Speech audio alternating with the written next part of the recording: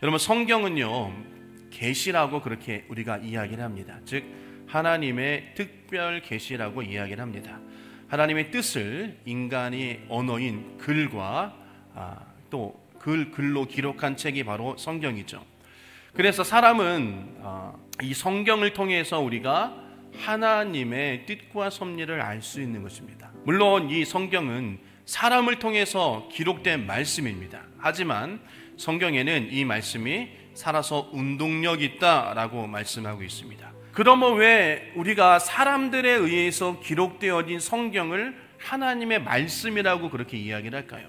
우리가 성경 공부를 통해서 말씀을 드렸지만 그것은 하나님의 감동하심으로 기록되어진 책인 것입니다.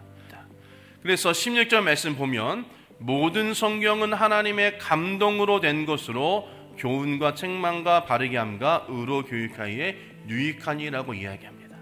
베드로서 1장 12절 말씀은 예언은 언제든지 사람의 뜻에서 나온 것이 아니라 사람들이 성령에 이끌려 하나님께로부터 오는 말씀을 받아서 한 것입니다 라는 것이에요. 여러분 잘 아시겠지만 성경은 약 1600년에 걸쳐서 기록되어 있습니다. 그리고 하나님의 특별한 은혜를 입은 약 40여 명의 사람들에 의해서 기록되어져 있습니다. 그리고 이 성경이 66권을 기록되었는데 여러분 기록한 시대가 다르고 기록한 사람들의 직업이 다르다는 것이에요. 그래서 어떤 성경은 왕이 기록했고요, 어떤 성경은 선지자가, 어떤 성경은 어부가, 어떤 성경은 의사가, 어떤 성경은 어부, 농부들이 기록한 책이 성경이란 것입니다. 여러분, 하나님의 말씀은요, 살아서 역사하시는 하나님의 영감으로 기록된 채워진 것입니다. 하나님의 뜻과 섭리가 성경에 나와 있다는 것이에요.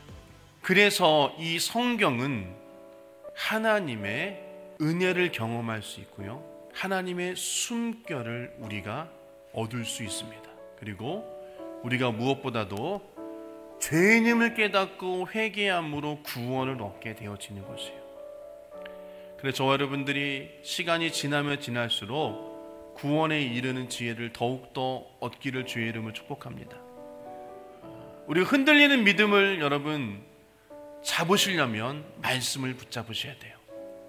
그리고 예수 그리스도를 닮고 또 선한 일에 힘쓰는 자 되어지기 주의 이름으로 축복합니다. 여러분 그러기 때문에 우리가 말씀을 더욱더 사모해야 돼요. 말씀 듣기를 즐거워하셔야 돼요.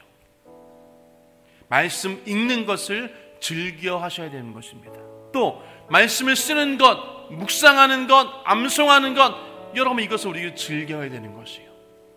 그래서 여러분 매일매일 성경의 말씀을 읽고 또 성경의 말씀을 듣기를 주의 이름으로 축복합니다.